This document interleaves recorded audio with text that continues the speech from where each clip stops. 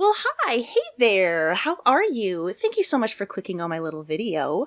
Welcome to Crime Dive. My name is Crystal Sky, and if you're anything like me, you find yourself drawn to true crime cases. So that's what I talk about. If you like true crime, and you want to feel better about your own makeup skills, you should absolutely like, subscribe, and come hang out with me every Tuesday where I take a deep dive look into a true crime case while slapping on my war paint.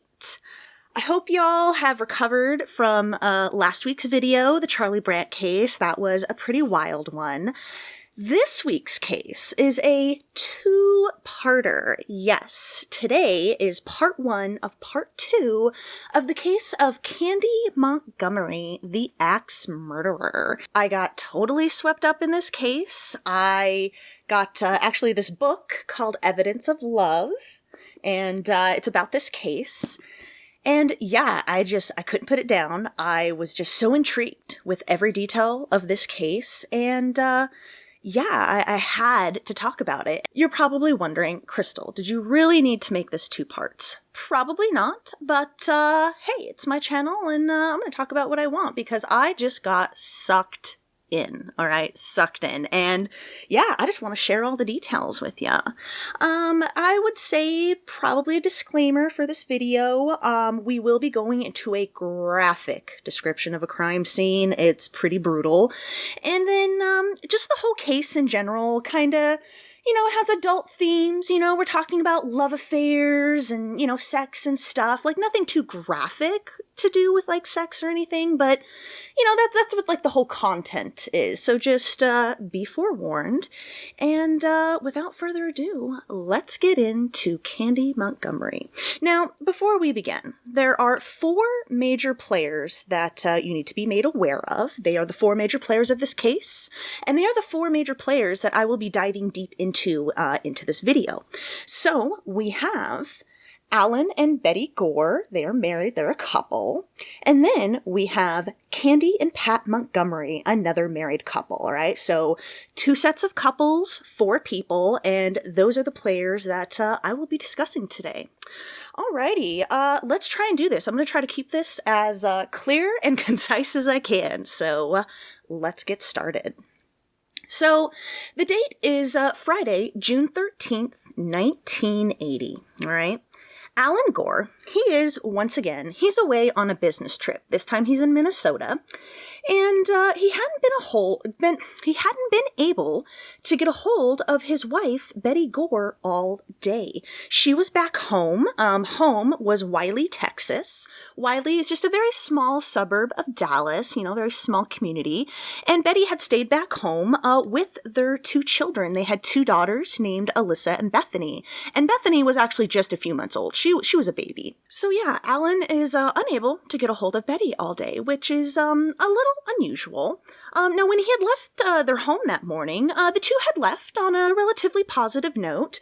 They weren't really arguing before that, but there was stress. There was some stress and tension because Betty was afraid that she was pregnant again. Yeah, she was 2 weeks late, and she was really worried that she was pregnant again, which she did not want. Like I said, Bethany had just been born not too long ago, and they already had two children. And both pregnancies, they were pretty rough on Betty, They were pretty rough on her. And so, yeah, she just did not want to deal with that. And she's kind of like, freaking out. Now, Betty, she's the type where when something is like stressing her out, it kind of feeds her paranoia and her anxiety, and it just sort of snowballs. You know what I mean? Like she can't let it go. And so she was freaking out pretty hardcore. And the Gores, they had a European vacation planned for the week after Alan got back from this business trip. And this scare just threatened to derail the whole trip. Again, because of Betty's anxiety and paranoia. But before he left that morning, Alan was able to kind of calm her down and, just assure her hey, it's going to be okay. Whatever happens, we're gonna get through it together and it'll be cool. And so, like, he'd been able to, like, calm her down a bit. So Alan left home, went to work, then went and had lunch. And then after lunch, he drove to the airport. And it is when he's at the airport, leaving to get on his plane to Minnesota, that is the first time he tries to get hold of his wife. And the phone just rings. Just rings and rings. Now, this was immediately, like, weird to Alan because he knew Betty did not have any plans to go out that day, especially with the baby. She didn't really like to go out anyway, so, like, this was weird, but he's like, maybe she's talking to a neighbor or something. It's fine. So he gets on his plane and heads to Minnesota, and then later on in that evening, after he's getting settled in his hotel room, again, he tries to call Betty, and again, the phone just rings and rings. Now, Alan's starting to get a little worried here, because again, Betty's kind of like a homebody. Not only did she not have any plans, she never really did. She just never really left the house, again, especially after the baby. And it was just really weird. Like, why wasn't she answering? So, when he still couldn't get a hold of Betty, he called his next-door neighbor, a man named Richard Parker, who had kids of his own, and he asked Richard, like, hey, can you go over to my house and see if you can get a hold of Betty? Because I haven't been able to get a hold of her all day, and it's really weird. So Richard's like, yeah, sure. He goes over, knocks. He sees that the lights are on, but nobody answers. Nobody answers. And that's what he tells Alan. Now, Alan is really starting to worry, and so he calls a family friend named Candy Montgomery. This was a couple that the Gores knew, and the Gores' first child, Alyssa, she was actually best friends with Candy's daughter, Jenny, and Alyssa was actually staying over at the Montgomerys at this time. So he calls up Candy, and he's like, hey, have you talked to Betty today? And she's like, yeah, I went to her house. I went to your guys' house this morning to pick up Alyssa's swimsuit. And then I left and I haven't heard from her. So by dinner time, Alan still can't get a hold of Betty, and he is so worried that he actually ditches dinner, with his coworkers and heads back up to his hotel room. And he calls his neighbor, Richard, again, and is just like, hey, do me a favor, check out the window. Is Betty's car in the garage? And he does, and he's like, well, yeah, it is. The garage door was open, the lights were on, and Betty's car was there. Now this is really, like, Alan starts to kind of panic a little bit. He's like, this isn't right. So he calls all the local hospitals and police stations back home to see if they had heard of his wife, which they hadn't. And then he calls Candy back up again and just asks her, like, hey, when you talked to her today, did she mention anything at all about any plans? Anything at all? This eyeshadow is very, very powdery. And Candy was like, no, not at all. So after he hangs up with Candy, he calls his neighbor Richard back again. And this time he asks Richard, like, hey, can you break into my house? He lays out the situation for Richard, that he's worried something is wrong, that Betty might be hurt, and it's just unusual for all these things to be there, lights on, car in the garage, and she's not answering the door or the phone. And so he wanted Richard to, like, break into his house. Now, Richard seemed kind of wishy-washy on the idea, which, I guess I don't blame him, right? So after he hangs up with Richard, Alan calls another neighbor. This neighbor lived across the street. And this neighbor's name was Jerry Mcmahon, and he lays down the situation for Jerry, and Jerry's like, yeah, no problem. I will totally go and try to break into your house for you. So when Jerry hangs up with Alan, he calls Alan's other next-door neighbor, a man by the name of Lester Gore, to help him try to break into the Gore house. So Lester and Jerry head on over, and they actually meet Richard out front of the house. So we have Richard, Jerry, and Lester, all of whom are about to try to break into Alan and Betty's house. So they're standing out front trying to figure out, like, okay, what is the best way to try to break in here? And one of them, just, out of curiosity, tries the front door, and it is unlocked. So they didn't have to try very hard. So the three men enter the home, and the first thing they hear are baby Bethany's crying and screams from her bedroom. Man, you ever have that eyeshadow that just, like, falls everywhere because it's so powdery? That is what I'm experiencing right now. So Lester and Richard, they head back to tend to baby Bethany. So they enter her room and they find her in a very disheveled state. Her hair was all tangled and messy. Her skin was all red and blotchy from crying. She was covered in her own excrement. Like, clearly, little baby Bethany had been left on her own all day. Like, all day. So Richard, he grabbed Bethany and exited the home. Now, while Lester and Richard had tended to baby Bethany, Jerry had proceeded to go on further in the house and check things out. And as he goes down the hall, comes across the first bathroom on the left, and he peeks in, and he sees a dark, caked substance on tiles. And this immediately sends, like, shivers, down his spine. He's like, this isn't good. This isn't good at all. So as Richard left with baby Bethany, Lester joins Jerry, and the two continue going through the Gore residence. And all the while they're through the house, this, like, weird odor is following them around the whole house. It's like this weird, like, metallic, like, bleach type scent. And it's really weird. Lester makes his way into the kitchen, and he crosses the kitchen, and he opens the door to the utility room. Now, the utility room, it separated the kitchen from the garage, and it was a little, like, 12-foot wide by 6-foot tall, like, little room. It had, like, the washer and dryer, the freezer, like, a cabinet with, like, some knickknacks and toys in it. So, like, yeah, like a utility room, laundry room. It was, like, one of that. So Lester, he opens the utility room door, not even all the way, and is immediately met with a thick ocean of blood, and he sees Betty Gore's feet, and he immediately closes the door. Something told him not to continue following the feet upwards. Something in his brain told him not to, and he obeyed that instinct. So Lester immediately shuts the door and shouts out, "Don't go any further, she's dead," just as Jerry had approached him. Now, like I said, Richard had taken baby Bethany out of the house. He had taken her to his home, dropped her off with his wife, and told her to call the police because something was going on at the Gore residence. And he grabs his gun and he heads back over, and he's right outside of the residence when he hears Lester shout out, that she's dead. Jerry, after Lester had said this, also peeked into the utility room door for a second, and like Lester, immediately, shut the door. The two men had come across Betty Gore. She was dead. Partially concealed under the freezer was a 3-foot-long wood-handled axe. Betty had been attacked with the axe approximately 41 times, with 28 of those blows landing in or on her head. It was brutal. In fact, the damage to her head was so extensive that at first people thought she had been shot. They thought like her head had been blown away by a gunshot. And this is when we're going to get into a graphic description of how Betty was found, so be forewarned.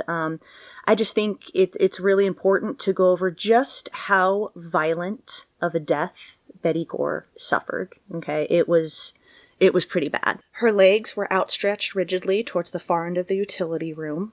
Her left arm laid in a pool of blood that was so thick it looked like it was floating. Her elbow had been cut so severely it looked like the arm had been almost completely severed. Her lips were parted, showing her front teeth, and her mouth was in a half grin. Her left eye was open and staring, and her right eye, the entire right side of her face, was pretty much gone. It was nothing but just a mass of like blood and tissue. The right eye socket and cheekbones had been so thoroughly pummeled that the right eyeball had actually sunken back into the sinuses out of sight. She had 7 deep, gashing wounds that had been struck with such force the axe had actually penetrated her skull, gone all the way into the cranial vault, and this caused a good portion of her brain to actually seep out onto the utility room floor. Across the back of her head, this one is like really tough to even say.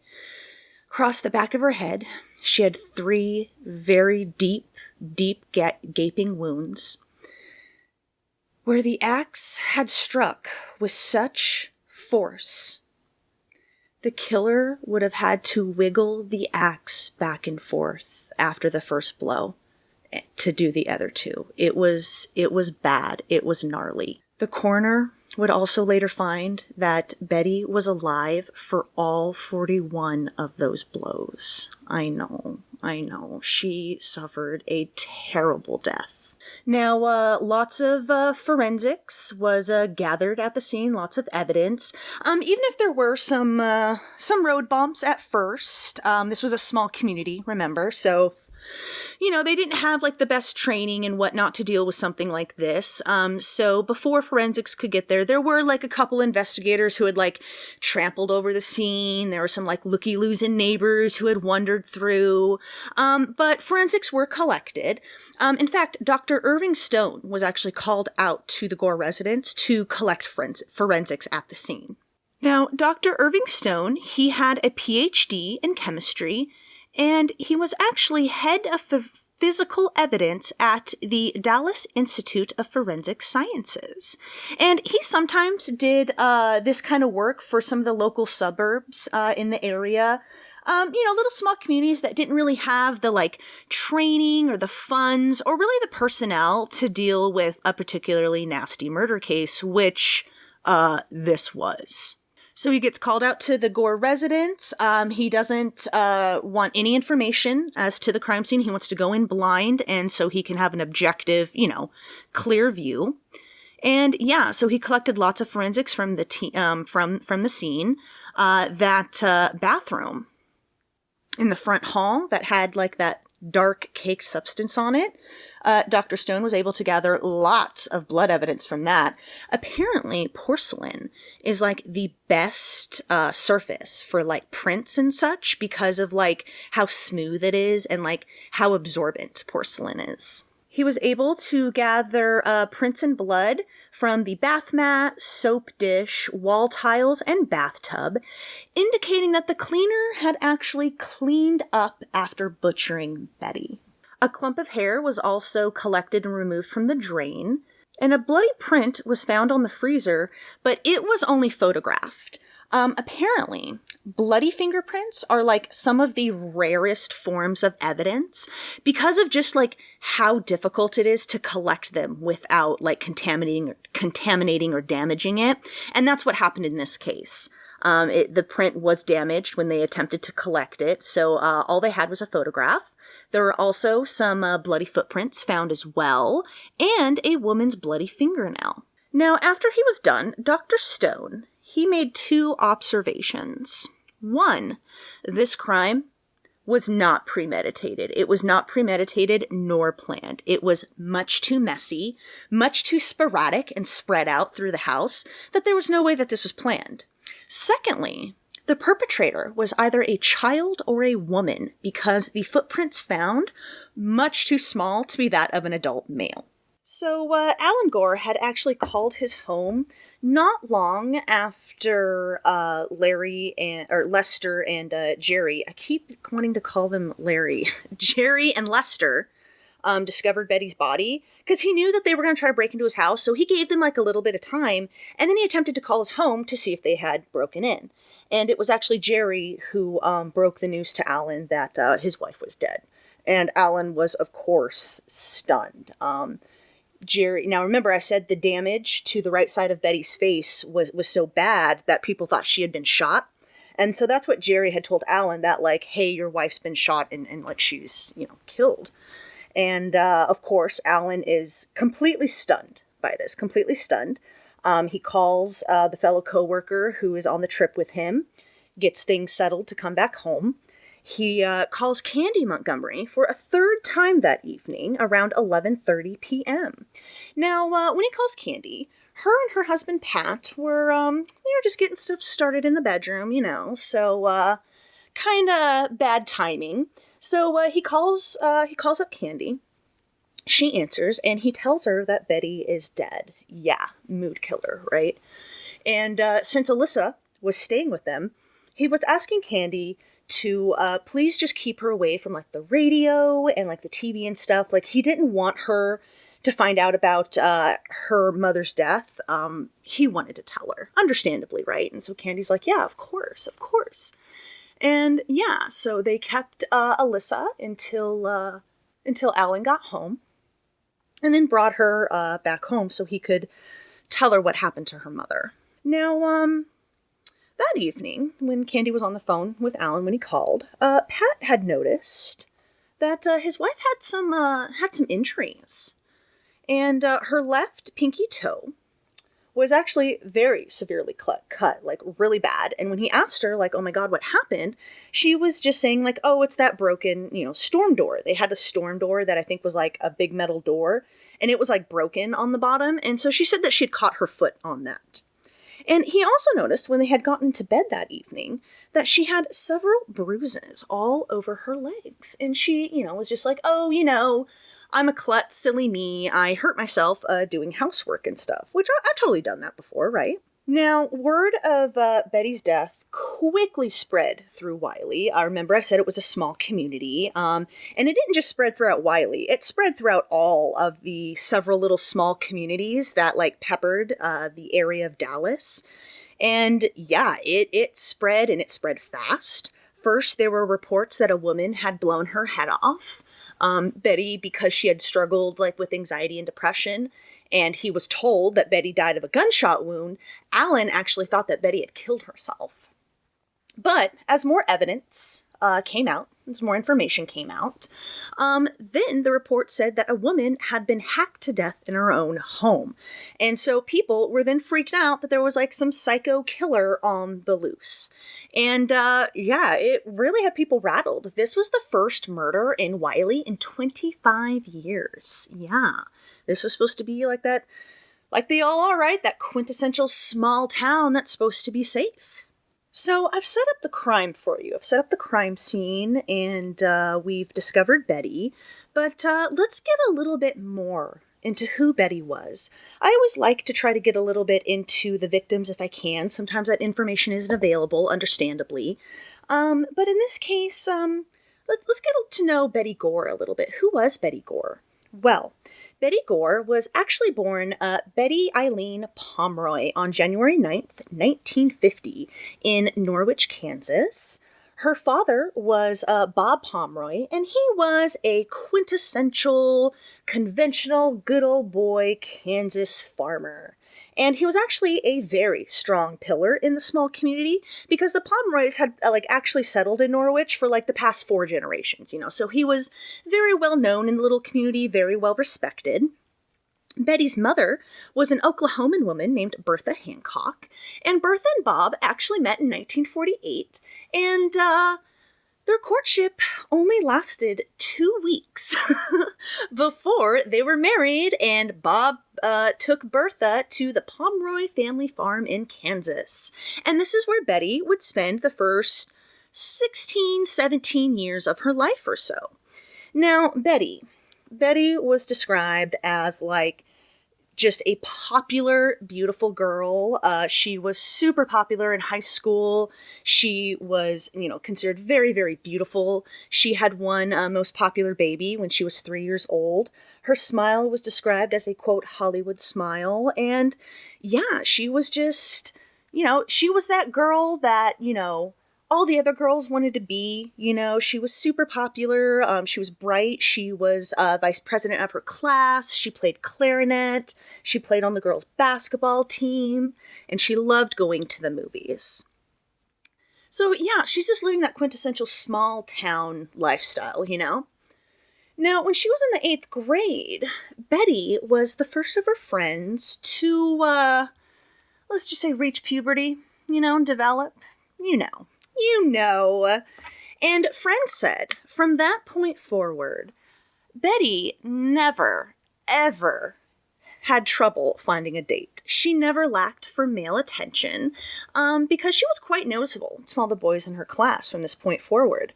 Now, friends said that even though Betty dated, quite a bit, enjoying junior high and high school and stuff, Betty never really seemed to be, like, in love with any of them. It was just, dating around, having fun as kids do. The only serious relationship Betty would have would come in her senior year of high school. It was with a boy who was a year older than her by the name of Jimmy Sheets. And apparently, it seemed that the only thing stopping these two from getting married right then and there was Betty had college plans. She had plans. She wanted to go to school and get her degree and certification so she could be a teacher. She wanted to be a teacher. She had been for a very, very long time. And that was her plan. Now, her and Jimmy did set a future engagement date for 4 years in the future. But in the summer of 1968, when she graduated, she went on a trip to the Ozarks in Missouri.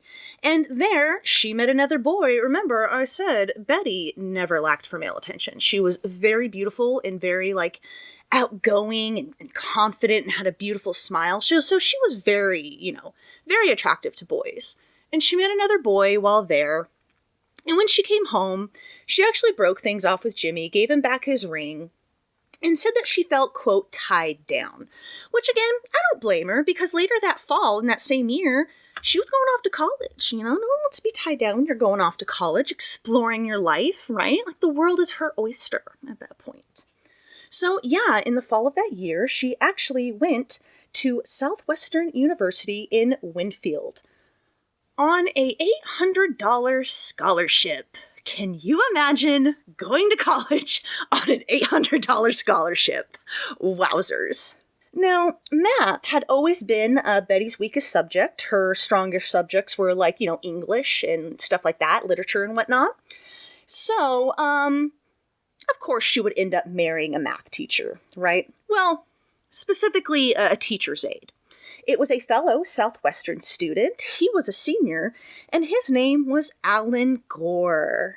Now, Alan said he noticed Betty, the first day of classes. Remember, I said Betty was very noticeable to the boys. And if it hadn't been for Betty failing calculus in her first semester, the two probably would have never gotten together, would have never met. So midway through her first semester, she asked to speak with Alan after class one day, and she wanted to know if he would give her some special tutoring. Now, Alan has said that he wouldn't have denied that smile anything. And so, yeah, they agreed to meet at the library, and he began tutoring her. And when the next semester rolled around, and he was no longer her teacher's aide, one thing led to another, and Betty and Alan became a couple. Now, for Betty, as we know, right? This is nothing new. She's dated before. But for Alan, well, this was the first relationship, the first girl he had ever, dated. He was on the complete polar opposite side of the spectrum compared to Betty. But like Betty, Alan had also grown up in a farming community, and it was also in Kansas. His community was named Larned, and he was the second of 5 children, and it is said that he was particularly close to his older sister, Beth. Now, Alan's father was a workaholic Kansas farmer who worked from sunup to sundown, and Alan seemed to inherit his father's really rigid work ethic, because by the time he was 10 years old, Alan was a paid hand on the farm. While other boys his age were playing games, going to movies, just enjoying their childhood, Alan was busting his butt working on the farm. But Alan himself, he didn't want to be a farmer, though. He didn't want to be a farmer. And when he wasn't at school doing his homework or helping out on the farm, he was actually tinkering with his 4-H projects, which he really enjoyed doing. He enjoyed, growing stuff and whatnot. And one year, at a county fair, he actually won, a ribbon for raising a calf. And later, at a different fair, he won a ribbon for growing the best wheat stock. So yeah, he had some interesting hobbies, right, for a kid? Now, Alan wasn't exactly a loner, but he certainly wasn't popular like Betty either. He had very, very few friends. Some people would later refer to Alan as, quote, quiet and unremarkable. Neighbors would describe him later on, when he was an adult, neighbors would describe him as unsociable and plain. And now Alan, he was a very small guy, shy guy. He was a small guy. He wore horn rimmed glasses, and already at the age of 21, he had a receding hairline. He followed his sister Beth to Southwestern University, and while he was there, he became an RA, got several jobs because Alan's a workaholic, just like his father. And he decided to major in math when a statistics professor took an interest in him, and that professor is actually the one that got Alan the teaching aid job where he met Betty.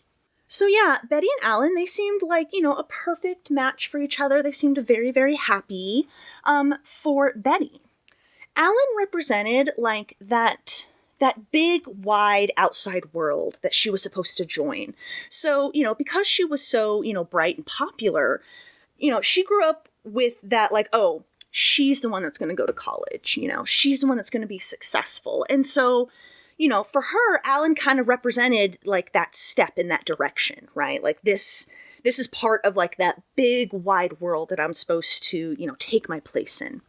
And for Alan, Betty represented, like, innocence, like, just innocence. And he also really, really, like, loved the fact that Betty really respected his intelligence. She thought he was very, very bright and respected his intelligence and his opinion very highly.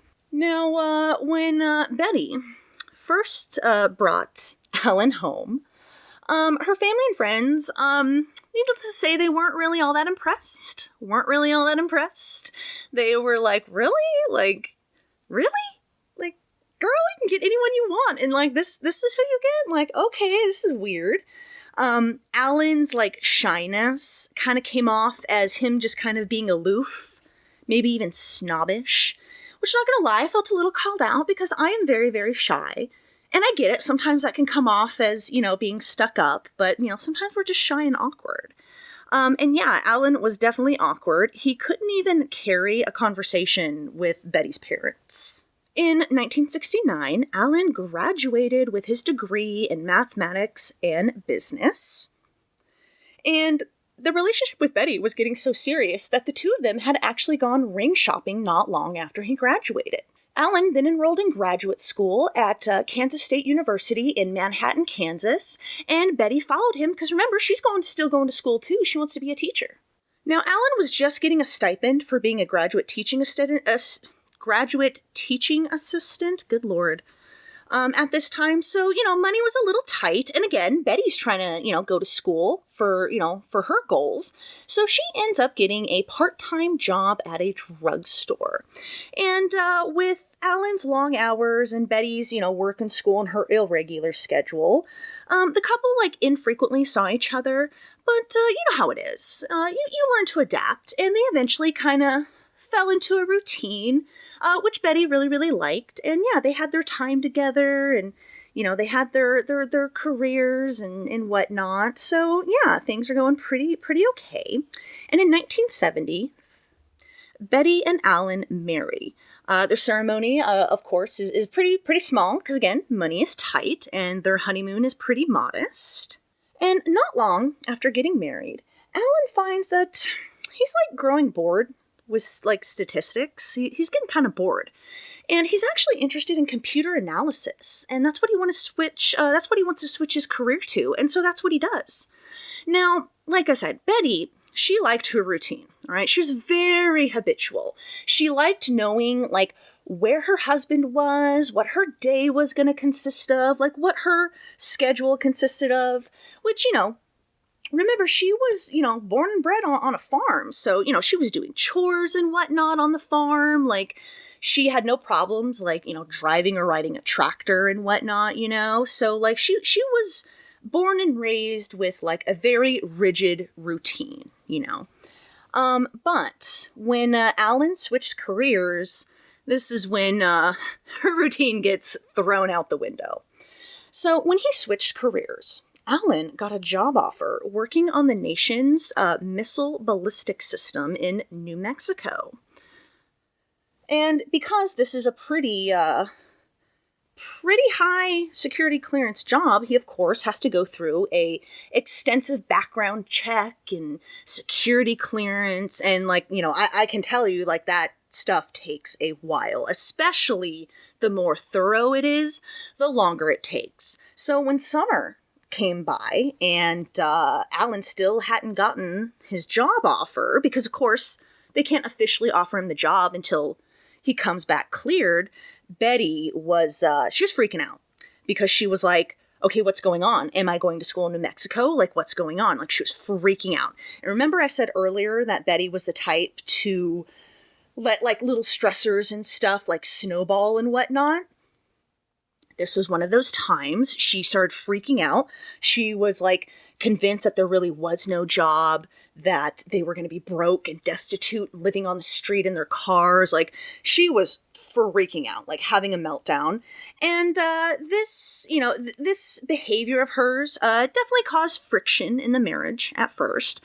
But late in the summer, his background came back. He was A-okay. The job was his, and they moved to New Mexico, and Betty attended school there. Now, at first, things were hunky-dory. They were settling into their new routine, just like they had before. But Alan, he soon discovered that this new job of his would require him to travel, and travel extensively, all over the world extensively, and for long periods of time. Betty was not happy, to say the least. She would cause a fight every time he had to bring up that he had to go. She just whined and complained. She didn't like being left alone. She was saying how it was, quote, improper for a newlywed couple to be spending this much time apart. And it was really bad. One time, Alan was gone for 6 weeks. And Betty, at her wit's end, went home with a younger fellow student. I know. When Alan got back, Betty told him, she said that she didn't mean it though. She was, quote, scared and confused, because he was gone. And I gotta tell you, that would be a automatic deal breaker for me personally. I would have been gone. But not Alan. He was, of course, hurt by this. Who wouldn't be, right? But he seemed to get over it, and the couple continued to be married and live together. And in the spring of 1973, Betty graduated with her teaching degree with honors. She was the first member of the Pomeroy family to obtain a college degree, so it was a pretty big deal. Later that same year, Alan, he's growing bored at work, all right? He's growing bored at work, so he's looking for more intellectual opportunities elsewhere. And he finds a job at Collins Radio, and this would later be merged with Rockwell International. This job was located in Richardson, Texas, which was another small suburb of Dallas. And so the couple moved there. They found a 3-bedroom house in a neighboring suburb called Plano. I think it's Plano or Plano. Plano. I'm going to say Plano. And yeah, that suburb was just a little north of Richardson. So yeah, things are hunky-dory. And when they move there, Betty, she's anxious to start teaching, all right? She wants to hit the ground running. She's very excited. Unfortunately, when they moved, it was late in the summer. So naturally, all the positions had been filled, all the T's had been crossed, all the I's had been dotted, the schools had everything they needed. So all Betty could find was a part-time substitute teacher gig. And then she did other stuff on the side, such as selling Avon products door to door and that kind of stuff. Now, unfortunately for Alan, this new job was not at all what he was told it would be. He felt like he was misled, and he was once again growing extremely bored. And also, later that same year, this is a pretty big year for the Gores, graduating college, moving, a new job, and they now have a child. Betty gave birth to their first child, their daughter Alyssa. But where you would think this would be a happy time, it's a happy time for a lot of people's lives during this time when they're having their first child, but not for Betty. I mentioned this earlier, her pregnancy was really rough on her. So some women have an easier time with pregnancy and labor than others. And Betty, unfortunately, was one of those that just had a really hard time. Difficult pregnancy, difficult labor. She got really tore up bad. And she was also struggling with depression. She had struggled all throughout her pregnancy. Now post-pregnancy, she was struggling with postpartum depression. And she hated how much her body had changed. And it was just not a good time for her. And then when you couple that with the fact that she couldn't find a teaching job, it was just not a good time. She did finally manage to find a teaching job, though. It was teaching second grade. But unfortunately, this school, they did what is called an open classroom type of learning, which I guess it kind of I looked it up. It focuses on sort of smaller group learning, rather than kids sitting at a desk for 8 hours. They went to different places in the room to get their different activities for their different homework and stuff. And apparently it really focuses on small structured learning in small groups so that kids could also build their social skills and stuff. It's a whole thing. It definitely sounds interesting.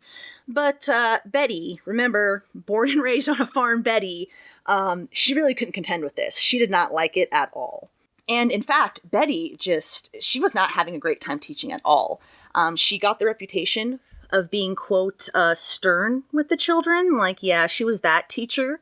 If they didn't finish their assignment before recess, Betty would hold the class over, which, by the way, don't do that. Don't do that. You need breaks from learning. It's extremely healthy. It's not cool to hold back breaks like that. If a kid screwed up, Betty would, chastise them, make it a whole big, public spectacle, and then she would send the kid home with a note to their parents. Yeah, it said that she just couldn't handle the disorderliness of second graders, and, she just wasn't really having the greatest of time. It was just not the experience that she was expecting. Now, Betty, she usually closed herself off. She never let the outside world know what she was struggling with. Alan was pretty much the only person she ever opened up with. Now, while this is going on, and Betty is kind of struggling with her teaching gig, Alan, he's bored at work, so he's looking for some hobbies. He's looking for something to fulfill his life, and so he ends up getting involved with the church that they attend.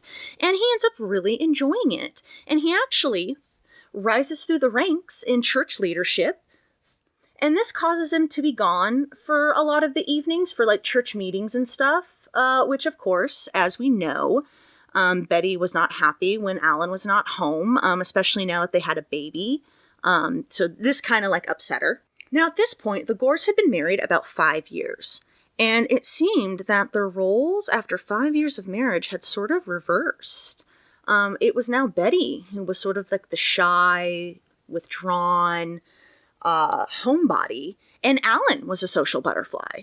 By 1976, this church that Alan loved so much, and that Betty liked attending too, it was changing, there was a new leadership, and just, you know how it is when new leadership comes in, and it just didn't mesh with them, and so they left.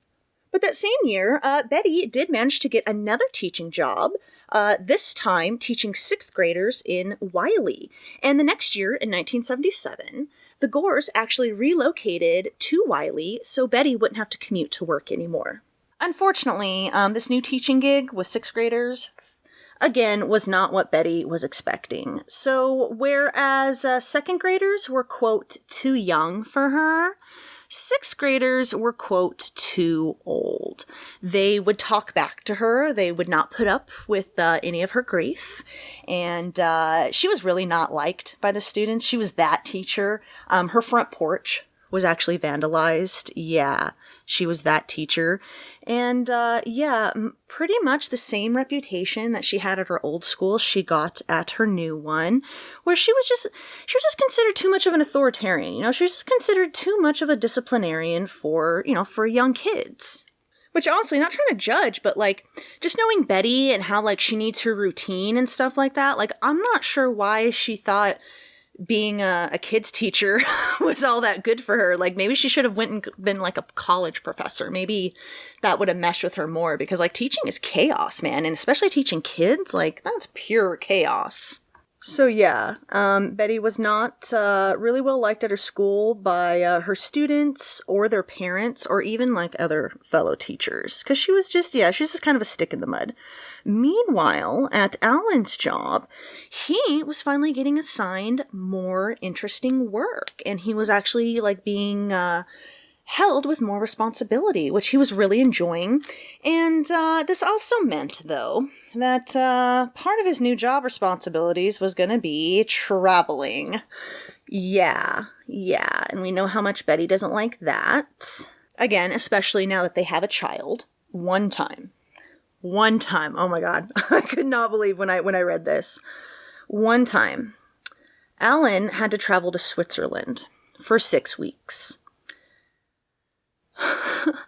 Betty was so upset by this, she actually called Alan's boss to complain. I know! I can't believe that. Like, can you imagine? Can you imagine your spouse calling your boss to complain that their job is keeping them from home too much, and that, like, they shouldn't be traveling so much? Like, oh my gosh, it's like, girl, what are you doing? Don't do that. Now, apparently, this was like the wake-up call that Alan needed to, like, realize, like, okay, she's really not okay with me leaving. And so he actually, at work, requested more assignments that would keep him more permanently located in Dallas. I know. Can you believe that? I could never do that. Now, all throughout the many years and all the many jobs that Alan had that required him to travel, Betty didn't just get upset when he left, all right? She got physically upset when he left. So starting around 1971, Betty had started going to the doctor for multiple ailments. She went to the doctor for such things as like ulcers and psychosomatic disorders and stuff, which was really weird because all throughout her childhood, Betty was pretty healthy, other than the occasional, like maybe bad cold or flu, or maybe some bad PMS. Betty never really had health problems growing up. There was one time where she did have an extended period of really bad stomach issues. Unclear if it was like an ulcer or like what exactly. It just said that like, yeah, she suffered with really bad stomach problems for an extended period of time. Now, maybe it's a coincidence, but when she suffered from these stomach ailments, it was right at the time she broke things off with Jimmy Sheets. But now, she was going to the doctor for just like a multitude of things. Sore throat, earache, multiple allergies. And these ailments seemed to increase as Betty got older. And by November of 1973, Betty was on a multitude of prescription drugs. She was on decongestants, antibiotics, mild tranquilizers, and just a whole slew of stuff. When she was pregnant with Alyssa, remember I said she had been diagnosed with depression? She was given medication for it. And then after Alyssa was born, she was diagnosed with postpartum depression and told to go off birth control and given Valium and estrogen for it. So yeah, she's just pumped full of drugs at this point. For the next year after Alyssa was born, Betty would end up going to the doctor 2 or 3 times a month with just various complaints. Nervous stomach, sinuses, allergies, a wart, back spasms for which she was prescribed even more tranquilizers, vaginal itching, breast soreness. Like it was all over. It was just all over. Now, eventually, her doctor's notes on her chart started including phrases such as anxiety-induced. And her doctor even started to think that Betty didn't come to him not so much to get drugs or anything like that. He didn't suspect anything like that. He suspected that Betty came to him just to talk and get validation in like what she was feeling. Yeah. And yeah, Alan, he starts noticing that, like, yeah, Betty doesn't just get upset when he leaves. She gets, like, physically upset. Like, it manifests itself in, like, physical ways. Now, after a while, as we know, Alan is wont to do. He gets bored at work, and he gets another job, while they're in Wiley, at a small startup called ECS Telecommunications. Now, Alan did have to work long hours at this job, but he did avoid weekends wherever he could.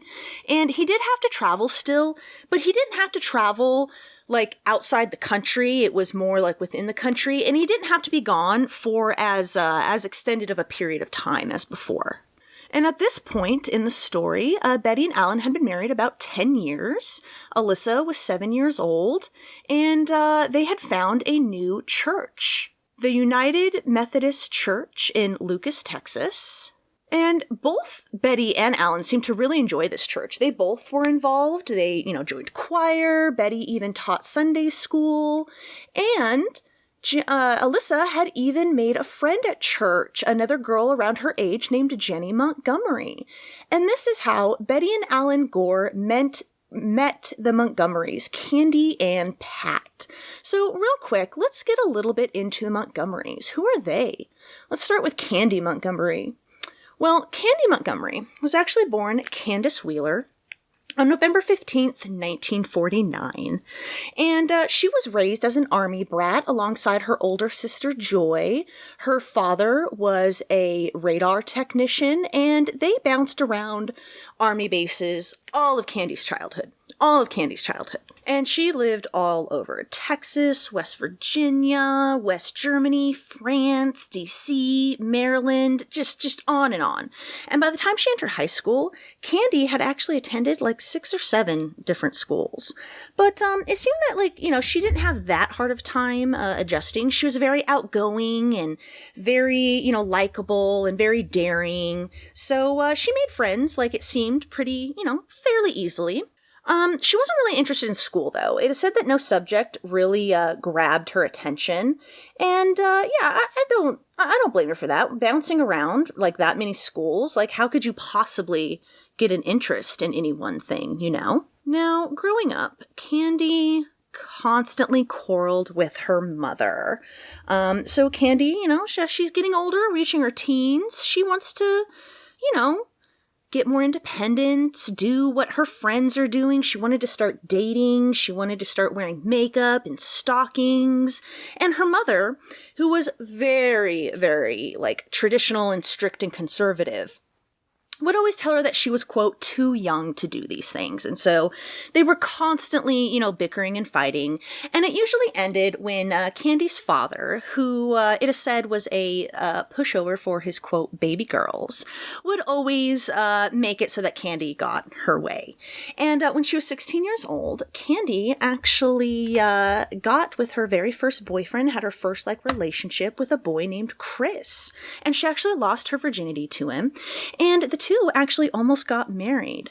But, as per usual, Candy's mother got in the way, saying that they were just way too young. Which I actually gotta say that I'm on Candy's mother on that one. 16 years old, you're way too young to get married. What are you doing? And so the couple, it ended up fizzling like most teenage relationships do.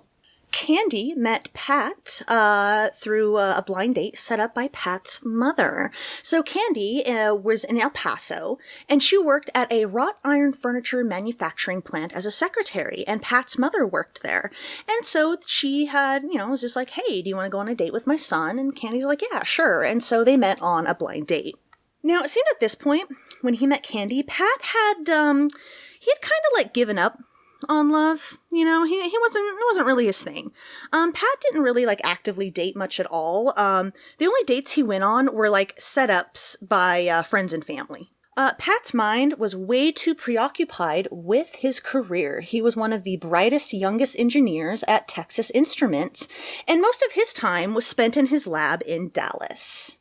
Now, Pat's father, Jewel Montgomery, he had been older when Pat was born, and so Pat was pretty close to his uncle Jack. It was his father's younger brother, and Jack, because he wasn't as old as Jewel, was able to take Pat and do all the father-son things that Jewel was too old to do, camping, fishing, hunting, hiking, that kind of stuff. Pat attended Isoleta High, I hope I said that right, and he was in band while there and a straight-A student.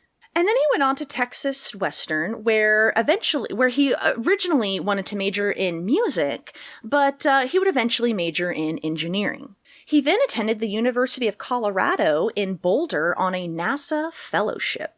And he was actually working on his PhD there in Boulder when then President Nixon rescinded the student draft waiver. So basically, the student draft waiver was that, if you were a full-time student, you weren't eligible for the draft. You didn't have to worry about being drafted. But when then President Nixon nixed that, yeah, did you see what I did there? Pat freaked out. He was super scared about being drafted, and so he took the first job he could at Texas Instruments Antenna Lab, where he could again prove that he was ineligible for the draft because he was contributing to the war effort with his work. Now, Pat, he was a very intelligent man. He was very intelligent, specifically about electromagnetic research. He was so far advanced in this field, y'all. So far advanced. He was more advanced than the technical journals at the time. That's how smart this guy was. He was like a prodigy in this field, okay? He was so advanced that the University of Colorado actually let him supervise his own PhD work because he was so far advanced. It was like nothing else. He was like a prodigy. But as a stereotype goes, right, he's super, super bright and whatnot, but not as suave when it comes to the social interactions, when it comes with the ladies. And Pat was pretty awkward with them, Hence why he didn't really date all that much.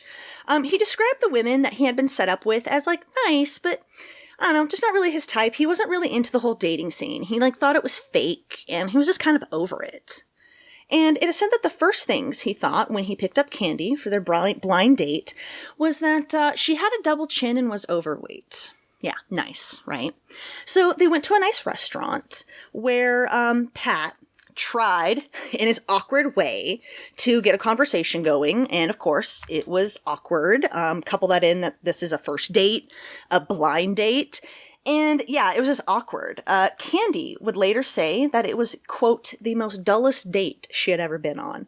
But despite it not going that well, for some reason, Pat asked Candy on a second date, and stranger still, for some reason, Candy accepted. Now, the second date went a little better.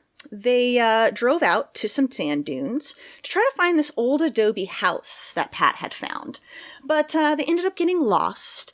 And in your quintessential, rom-com movie, they ended up just, enjoying getting lost, running hand in hand up and down the sand dunes, and they watched the sunset. It was very rom-com, They then went to a pizza dinner and then to a drive-in movie where, things got a little intimate.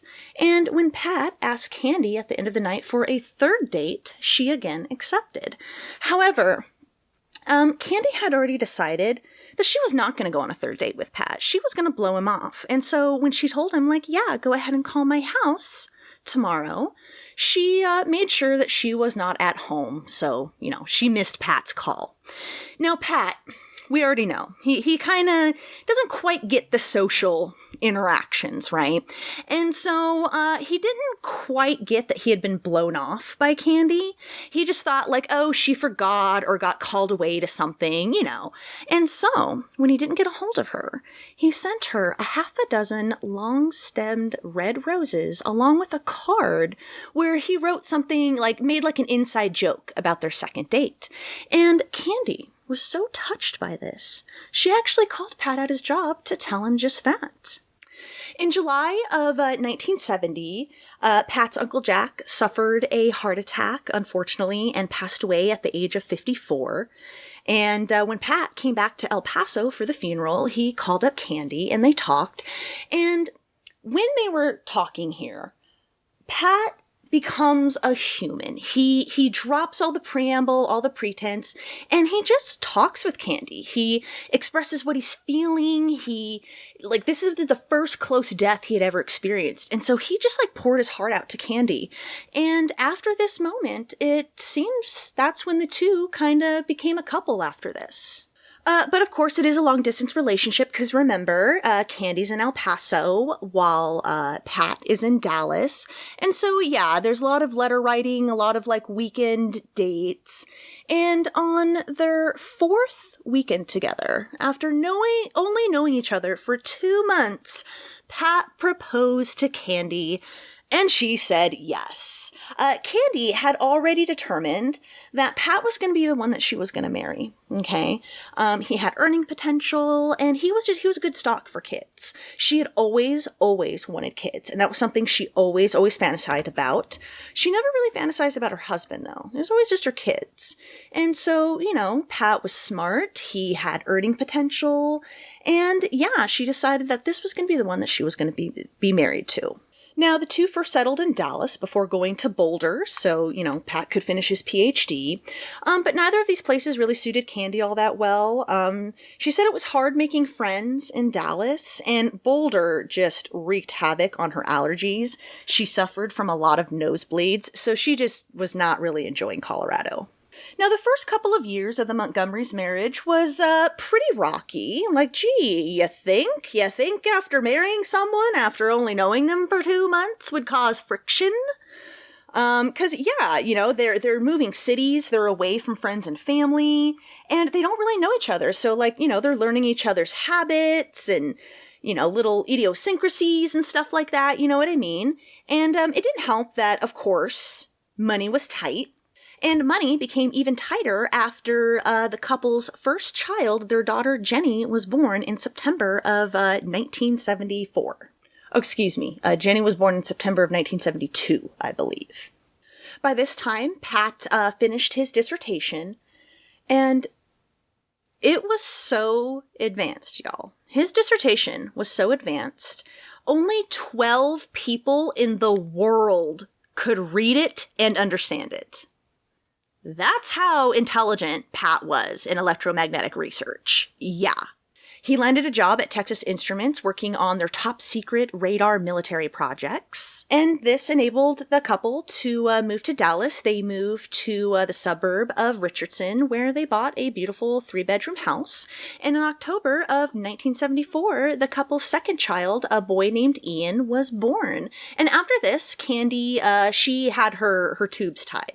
And, like the Gores, the Montgomerys attended, Second Methodist in Lucas, and yeah, that's how they met the Gores, and as we know, Alyssa and Jenny are friends. So that was the Gores and the Montgomerys, alright? That was who they were, how they met, and all that stuff. Now, even though Alyssa and Jenny were really good friends, Betty and Candy, not so much. Even though the Gores and the Montgomerys, watched each other's kids and even, took each other's kids to, events and they went to church together and stuff, Candy and Betty were not close. It is said that Candy thought Betty was, quote, cold and distant and as we know, Betty doesn't let a lot of people in. It's very hard to get to know Betty, She puts up a wall, which, of course, someone like Candy, who's very open and warm and inviting, yeah, this just didn't mesh. But it's also interesting to notice, the similarities between Candy and Betty. Both of them had been very pretty, popular girls in high school who had no problem getting dates. They both had married successful men pretty young. They both had followed the life script and, got the successful husband and the house and the kids. And it's just really interesting to kind of see the similarities, yet the differences. They were both raised very differently. At this point in the story, their personalities are completely different. Maybe Betty in high school would have gotten along with Candy, but current Betty just didn't. She was just, very reserved and cut off. Multiple times, Jenny and Ian would come home and tell Candy that, Betty wouldn't let, Alyssa do this, that, or the other, that all the other kids were doing. And, Candy on, the opposite side was very relaxed and laid back and outgoing, so it's just really, really interesting to notice, like, the similarities and the differences between these two women, Now, by the time Candy, she's getting close to turning 29 years old, all right? She's hitting the big 29 and the big 30 is not far behind. And at this point in her life, Candy, she's growing bored. She's growing bored with her, like, mundane suburban life. Like many women of her era, right? She had followed the life script, got married, had the kids, got the house, and she was the perfect housewife and mother and volunteered. She did it all. She did everything she was supposed to. But she just felt restless. She just felt empty, And so, it also didn't help that she felt Pat didn't really, like, take an interest in her hobbies or anything. Like, she was really into writing, and she was actually taking a creative writing class where teachers even told her, like, hey, you have some talent here. But, like, whenever she would try to talk to Pat about that, like, he was just, he was a very stereotypical, like, STEM guy, right? It was just like, yeah, whatever, sweetheart, like, that's cute, And she kind of felt, like, belittled and, like, he didn't really take an interest in her hobbies and stuff. And so, among her friends, Candy began joking how she wanted to leave Pat, or how she was just waiting for something better to come along. But as time went on, that became less and less of a joke, and more something that Candy started contemplating, until she had decided she wanted an affair. Yeah, so I think, personally, because of her romantic experience, I think, like, emotionally and, like, romantically speaking, I feel like Candy, though she's 29, is more like 17 or 18, Like, she just decided she wanted an affair. Specifically, she wanted, quote, sex without any emotional commitment. She wanted this, like, getting swept off your feet, fireworks going off love affair. Like, she wanted the type of love affair that you read about in, like, Fabio novels, And she wanted this passionate love affair, but she wanted it so that it wouldn't interfere with her home life. Yes, she wanted her cake and to eat it, too. Yeah. Which, I just, like, I read that and I'm just like, that's just... That's what I mean, like emotionally speaking and, like, romantically speaking, like, I feel like Candy is very, very immature, just because she had, gotten married, had the kids, done all that when she was so young, so she didn't really have, like, a lot of dating experience, per se, and to just sit there and decide, like, what, I want an affair, but, like, I want an affair that's, like, super passionate, but, like, doesn't interfere with my marriage, so, like, you want your cake and you want to have your cake and eat it too, that's what she wanted. And so, to that end, in the spring/summer of 1978, Candy joined the church's couples volleyball league, even though Pat didn't plan on joining. Candy was putting herself out there, all right? She wanted to get into some, like, hobbies and stuff, so she could try to find her, her little secret passionate lover that she was going to have an affair with. So one day, in the late summer, there's a volleyball game going on, and Candy and Alan Gore are actually playing. Now, Candy has said that she remembers the precise moment she decided that she wanted to have an affair with Alan Gore. This man that she knows is married with children. She interacts with his family. She decided in that game that, you know what? This is the one that I want to have an affair with. And she remembers the precise moment. So they were playing the volleyball game, and Candy and Alan both made a play for the ball at the same time, and they collided just like in a rom-com. And Candy said that she thought Alan, quote, smelled sexy. And something about his masculine smell just got to her, and she wanted him. Yeah, how does this guy get, like, these hot chicks to go after him, by the way. Like, I don't get it, but I digress. Moving on. Not long after, one night after choir practice, Candy sees Alan getting in his car, and she's like, hey, can I talk to you? And she slides into the passenger seat. And without preamble, just being blunt about it, she tells him that she's been thinking about him and was attracted to him. And then, as if she's a 16 or 17-year-old high school girl, immediately gets out of the car. It's just like, hee, and, like, runs off. And Alan, of course, as we know, not really experienced with the ladies, is left, you know, kind of speechless and flattered. And he actually thinks about Candy all that week. He can't get her out of her mind. And at the end of the week, there's another volleyball game, and the two talk again. This time, Candy straight up asks Alan, hey, do you want to have an affair? To which Alan is just like, nah, that's okay, I'm good. But before he departs, he pecks her on the lips and leaves. I can tell you right now, Jeff pecks anyone else on the lips, like, there'd be problems. On her 29th birthday, Alan calls her up and wants to meet with her the following day. So they meet up, and here they talk about all of the technical aspects of having an affair.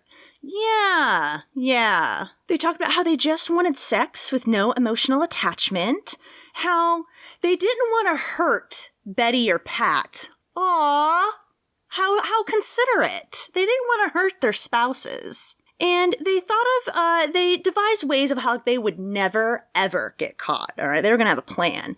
They even had a set of rules that they would abide by. Some of these rules included stuff such as if emotional attachment or taking too big of a risk was, like, starting to become a thing, they would end it.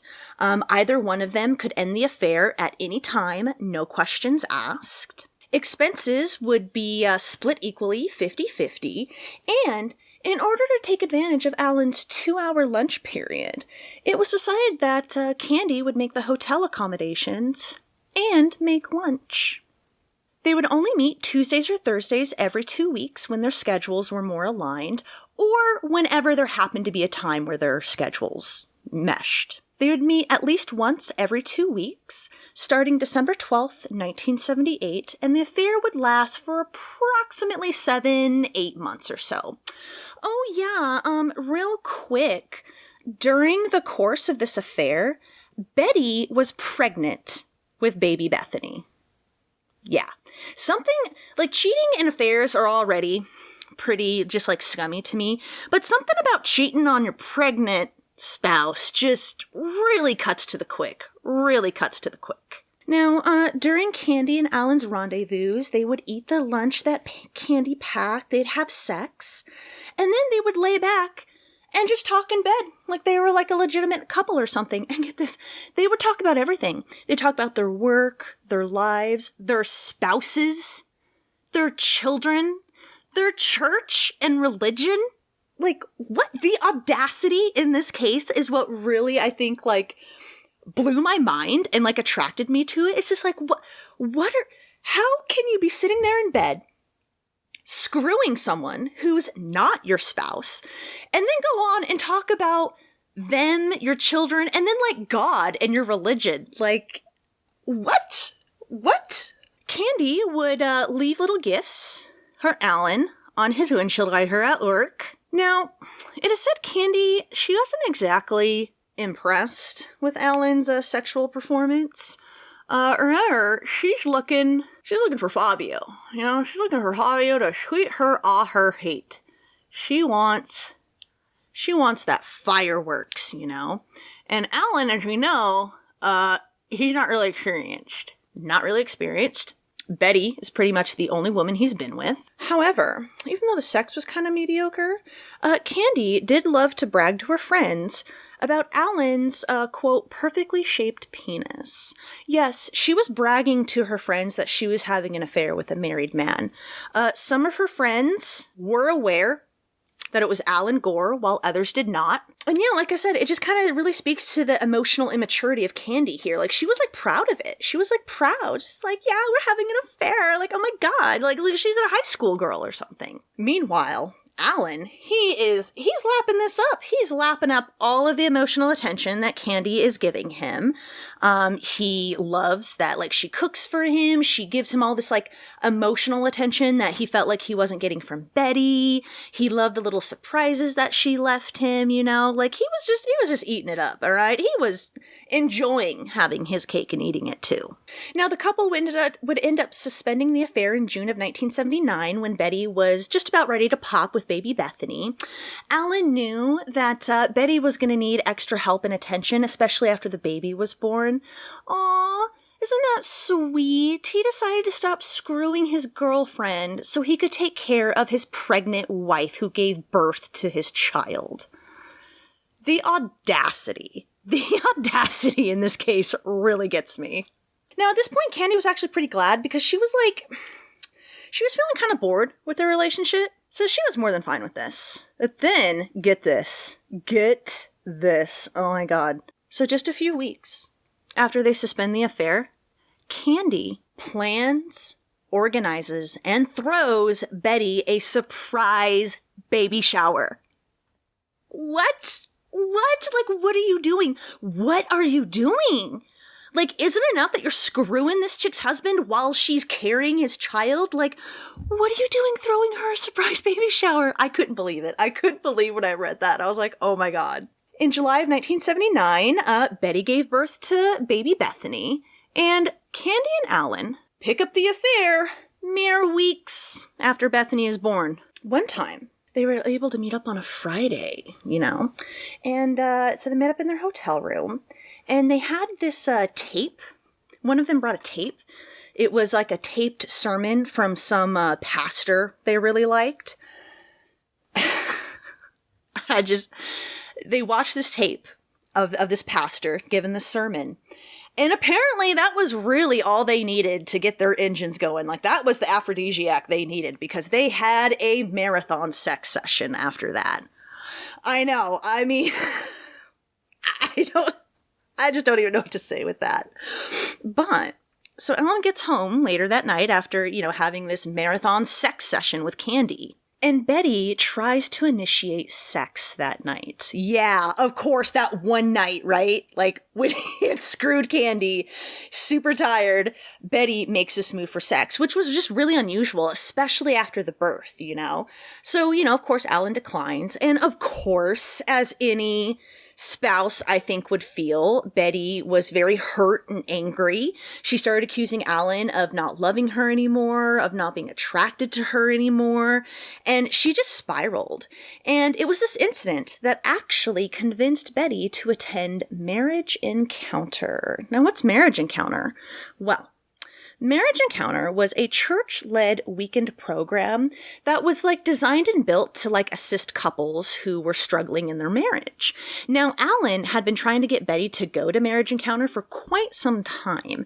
And with this past incident, Betty really started to contemplate it. And so when the next round of weekends came around in October, Betty and Alan attended. Now, at Marriage Encounter, the primary focus is, like, communication. You're supposed to be, like, super honest with your spouse, talking about, like, you know, your thoughts, feelings, and emotions, like how you feel about the relationship and whatnot.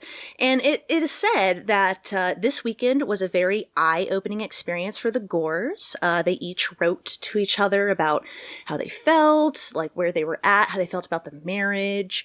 Alan wrote that he felt very distant and far from Betty and that he just wanted them to understand each other. Betty wrote how she didn't do well on her own, and she was just grateful for a weekend alone with her husband. And apparently this weekend went super well for them, and it seemed like it was going to be a new chapter in their marriage. And so on the way home, they stopped by the Montgomerys because Candy and Pat were watching Alyssa and Bethany. I know. His girlfriend was watching their children. So Alan gets out of the car while Betty stays to go get the children. Candy opens the door. She asks how the weekend went. And he said, like, really, really good, actually. Like, really good. And Candy asked, like, what that meant for them. And he said that he didn't know. Now, pretty soon after returning from Marriage Encounter, Alan did end up breaking off the affair with Candy. Well, he made Candy break it off because, if anything, Alan Gore is a giant puss, all right? So months and months before this marriage encounter weekend, Candy had actually been the one contemplating ending the affair. She was scared that she was, like, developing real feelings for Alan. Like, even though she wasn't really enjoying the sex and she was getting a little tired of, like, the expectations Alan had of her, like leaving the little gifts under his windshield wiper and stuff. Yet she still felt like she couldn't live without him. Like, she felt like, oh my God, I think I'm developing feelings for him.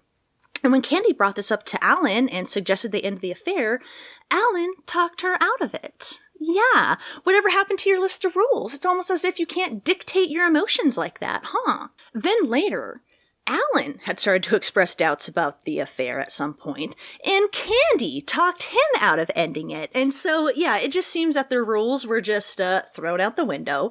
And so finally, after marriage encounter, after getting tired of kind of Alan's, like, wishy-washiness on whether or not, like, they were still going to have the affair or not, finally, Candy was like, you know what, I'm just going to stop contacting you. I'm going to stop contacting you. And Alan was like, yeah, I'm fine with that. And that is where I'm going to end part 1 of this case. Wanted to set up the crime, the murder of Betty Gore. And then I wanted to set up the Gores and the Montgomerys, who they were, what the relationship was to each other, and the affair between Alan and Candy, because it is pretty relevant. And next week, we will conclude the case. We will get into the aftermath of Betty's murder, of the investigation, what happened with that. So I hope you'll be back for that. And yeah, until next week, I hope you take care of yourself out there. I hope you stay safe and happy. Remember, don't be a dick. If you go out in public, just please act like a decent human being to other human beings, all right? All right? It's really not that hard. And yeah, thank you again for watching Crime Dive. I will see you next week for part 2. Bye-bye.